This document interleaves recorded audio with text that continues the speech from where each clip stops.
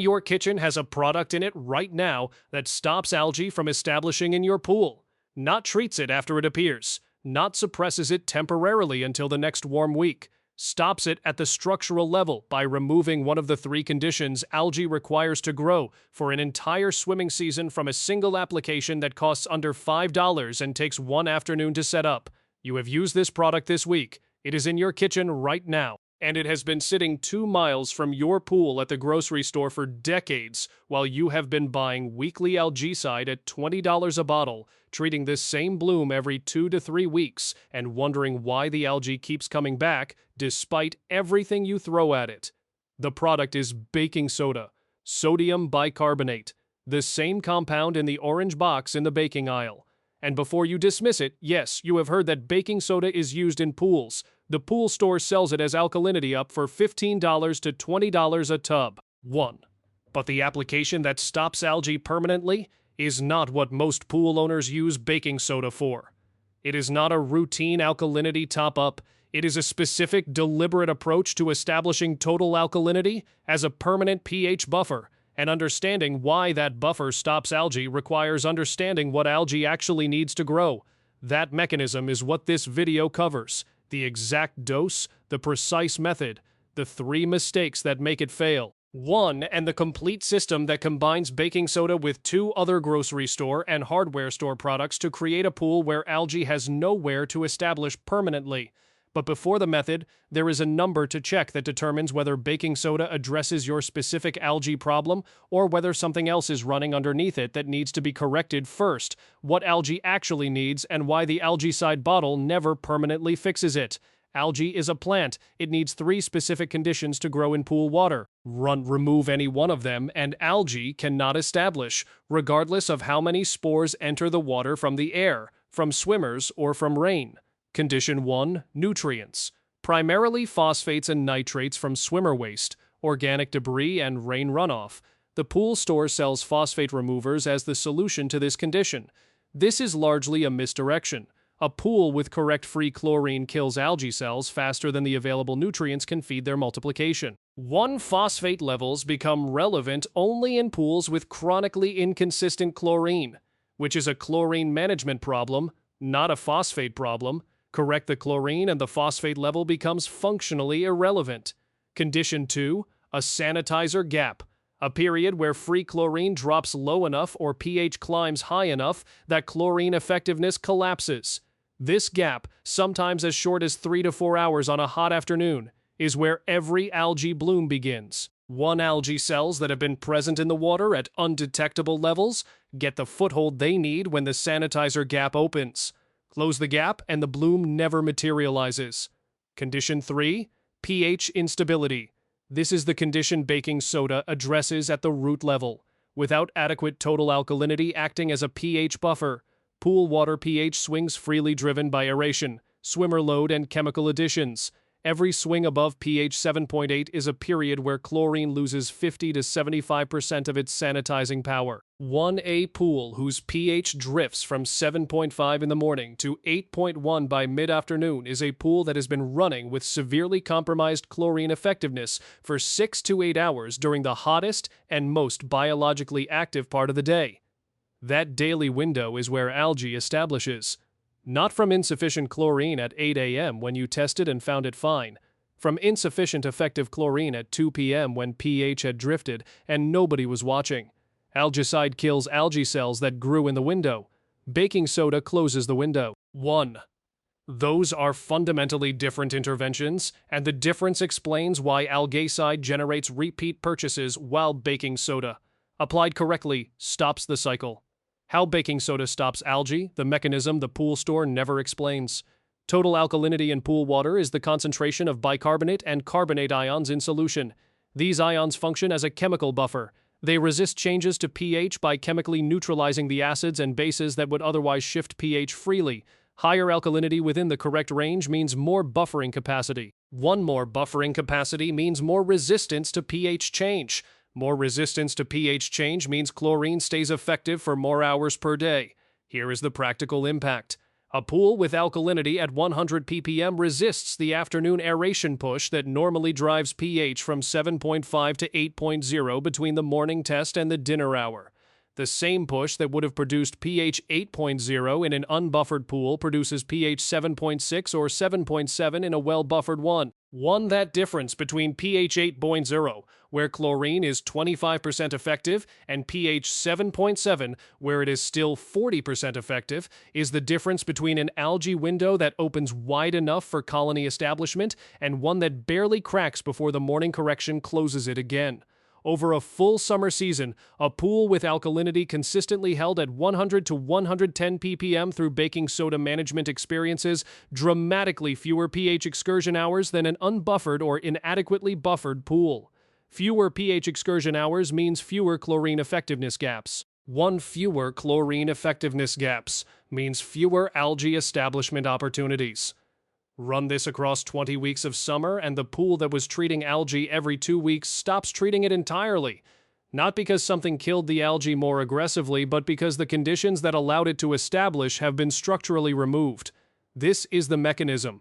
This is why baking soda stops algae permanently when applied correctly, not through biocidal action. Through pH stability that keeps the chlorine already in the water working at high effectiveness all day rather than degrading through the afternoon. Check this number before buying a single box. It determines whether baking soda is the primary fix or a supporting correction. Cyanuric acid, test it with a drop test kit before doing anything else. Not a strip. Strips are unreliable on CYA by 20 to 40 ppm in either direction, and an inaccurate reading causes every subsequent decision to be wrong. CYA between 30 and 50 ppm. Correct range.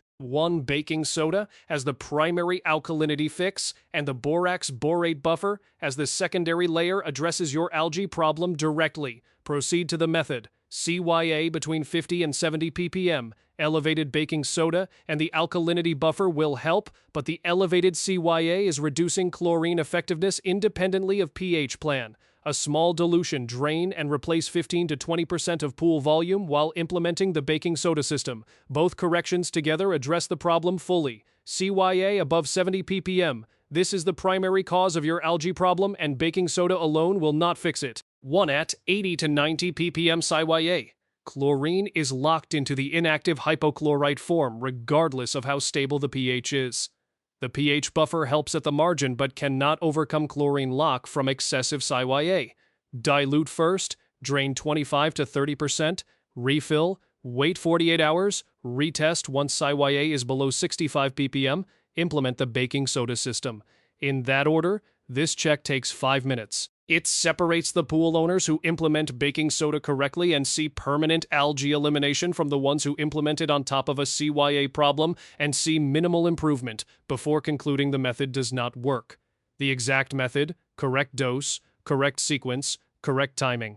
Step 1. Test total alkalinity with a drop test kit. Strips are acceptable for a directional read, but a drop kit gives the accuracy needed to calculate the correction dose correctly. The difference between an alkalinity reading of 60 and 80 on a strip versus the actual number changes the dose significantly, and overshooting above 120 ppm creates a pH management problem that requires acid to correct. Know the actual number before adding anything. Target range 80 to 120 ppm. For maximum algae prevention through the buffering mechanism described above, aim for the upper portion, 100 to 110 ppm. A pool at 110 ppm resists pH swings more aggressively than one at 85 ppm. Both are in range. The 110 ppm pool has more buffering capacity between each pH swing and the limit of chlorine effectiveness. Step 2. Calculate your dose. For a 10,000-gallon pool, 1.5 pounds of baking soda raises total alkalinity by approximately 10 ppm. If your pool is 15,000 gallons and alkalinity tests at 65 ppm and the target is 105 ppm, the correction needed is 40 ppm in a 15,000-gallon pool. That is 1.5 multiplied by 1.5 for pool size and multiplied by 4 for the 40 ppm correction, 9 pounds of baking soda. Write the number down before opening any bag. Step 3. Add in 2 stages. 1. Add half the calculated dose first. Broadcast it evenly across the pool surface with the pump running. Walk the perimeter rather than dumping in one location. Wait 4 hours. Retest alkalinity. If still below target, add the second half. If within 10 ppm of target, stop. Alkalinity is easier to raise than to lower, and overshoot above 120 ppm requires muriatic acid corrections to bring back down. The 4-hour wait between stages is not optional. Alkalinity corrections take time to fully distribute throughout the water volume. 1A retest at 1 hour produces an inaccurate low reading that causes owners to add more product unnecessarily, overshooting and creating the pH management problem described above. Wait the full 4 hours. Step 4. After alkalinity is stable and confirmed in the correct range, correct pH if needed. Baking soda has a mild upward effect on pH. A large alkalinity correction can nudge pH up by 0.1 to 0.2 units. 1. If pH has risen above 7.6 after the alkalinity correction, add muriatic acid from the hardware store, diluted in a bucket of pool water first, poured slowly at the deep end with the pump running to bring it back to 7.4 to 7.6. Test between additions. Do not overshoot below 7.2. Step 5. Add the borax borate buffer on top of the alkalinity foundation. 20 Mule Team borax from the laundry aisle, $5 to $7 per box. 120 pounds per 10,000 gallons.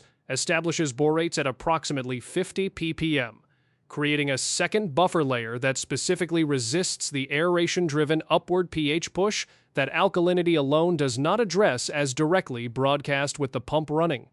Correct pH with muriatic acid 2 hours after borax raises pH by approximately 0.5 units. Retest the following morning. The two buffer systems together, alkalinity buffer from baking soda and borate buffer from borax, provide significantly more pH stability than either one alone. 1. This combination is the complete permanent algae prevention foundation. Baking soda establishes the alkalinity buffer. Borax establishes the borate buffer on top of it. Together, they keep pH in the effective chlorine range for more hours per day than any unbuffered or single buffered pool achieves, dramatically reducing the frequency and duration of the algae windows that produce visible blooms. Before the 3 mistakes, if you want the complete permanent system with every dose in one printable guide, the Pool Carter Playbook, From Green to Crystal Clear. 139 pages covering the complete grocery store method with exact doses for every pool size. The full SLAM process for green pools, the seasonal maintenance guide, and the 5 numbers that run your pool all summer. Normally $67, right now just $29.99. 7-day money-back guarantee. Instant PDF download link is below this video.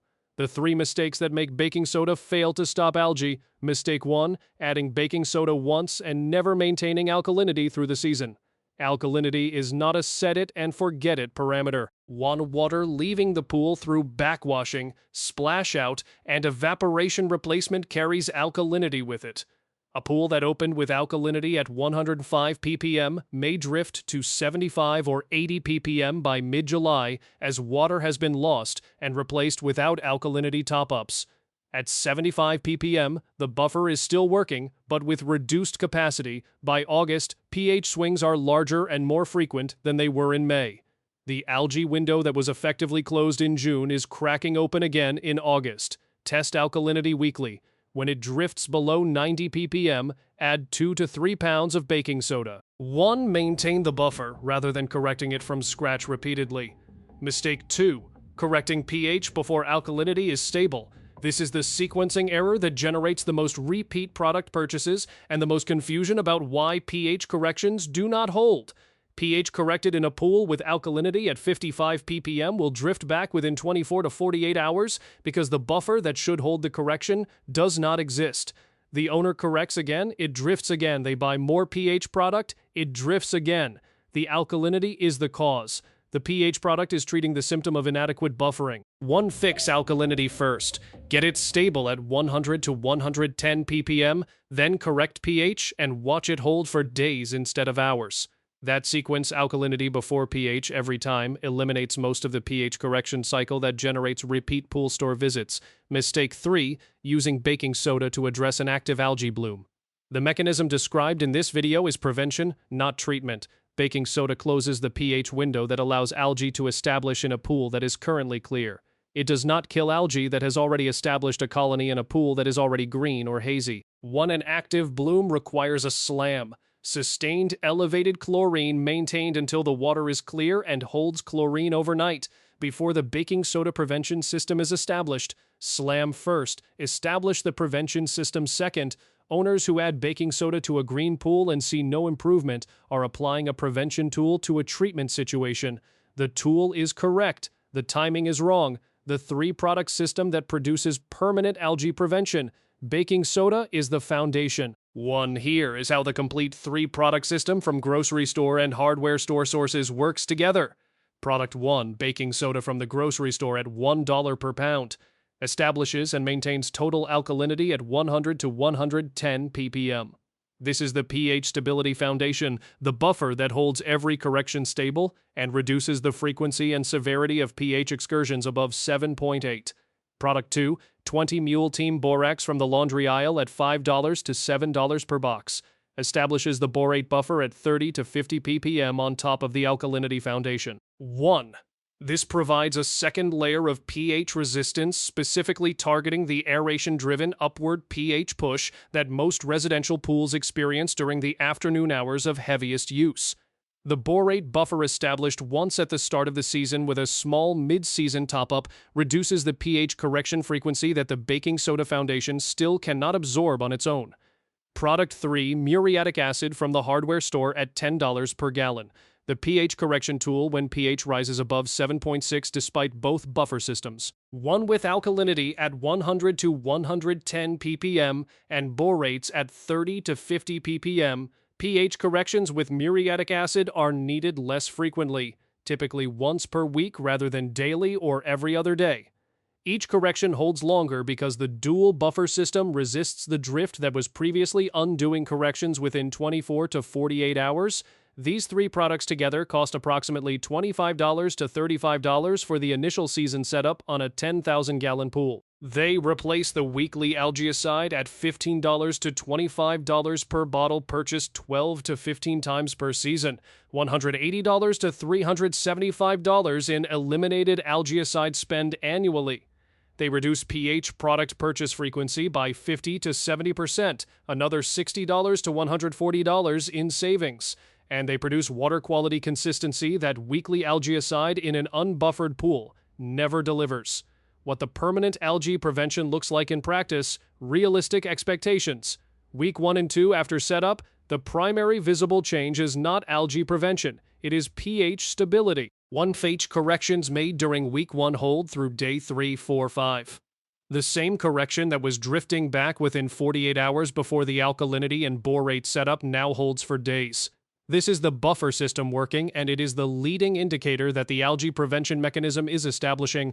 Week 3 and 4, free chlorine holds more consistently between morning tests. The pH stability that the buffer is providing means chlorine is working at higher effectiveness for more hours per day. Less chloramine formation. The pool may smell less chemical harsh, and swimmers may notice eyes and skin feel better than in previous weeks.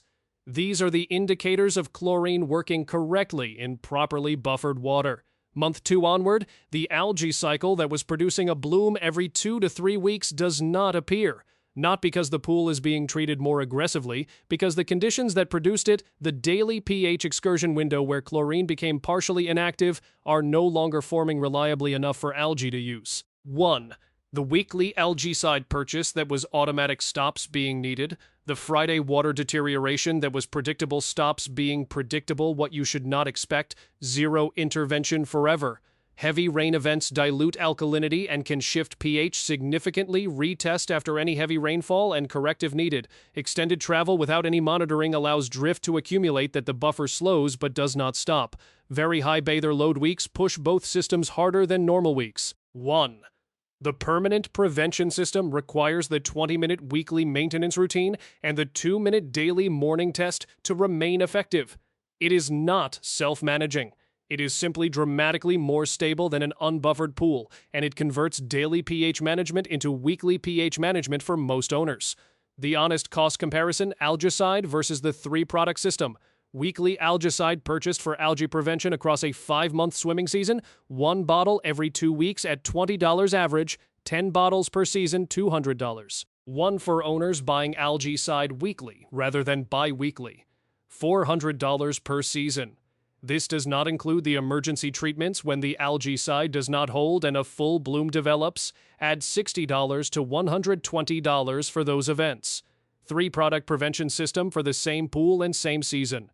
Baking soda for initial alkalinity setup and 1 mid-season top-up, 6 pounds total, $6. Borax for borate setup, 1 to 2 boxes, $10 to $14. Muriatic acid for pH corrections, 1 gallon handling the full season, $10. Total for 3 products, $26 to $30. 0 algaecide purchases, 0 emergency bloom treatments. 1 saving in the first season, $170 to $370 depending on how frequently algaecide was previously purchased and whether emergency treatments were needed.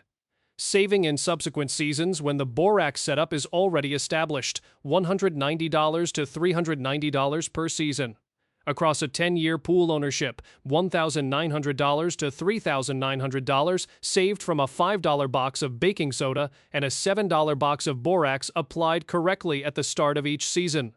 The weekly algaecide bottle will still be on the pool store wall next visit. It will still be positioned as the preventive solution for a problem it treats rather than prevents. 1. The baking soda will still be $1 per pound at the grocery store. The mechanism has not changed. Only whether you know about it has.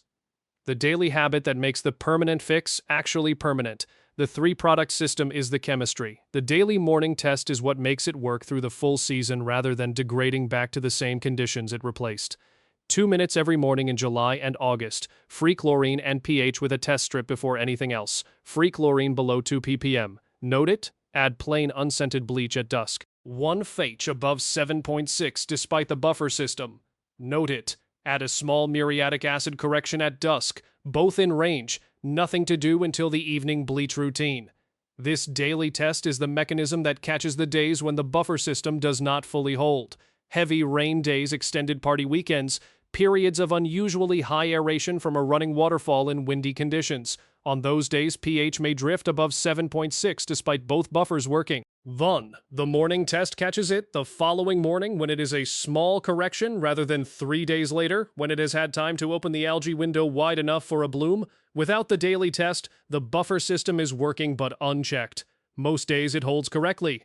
On the occasional day it does not hold fully, the drift goes uncorrected until the weekly test catches it, potentially after 2 to 3 days of elevated pH and reduced chlorine effectiveness. A bloom in that 3-day window is possible. 1. The daily test eliminates that possibility by catching every drift within 24 hours of it appearing, 2 minutes every morning.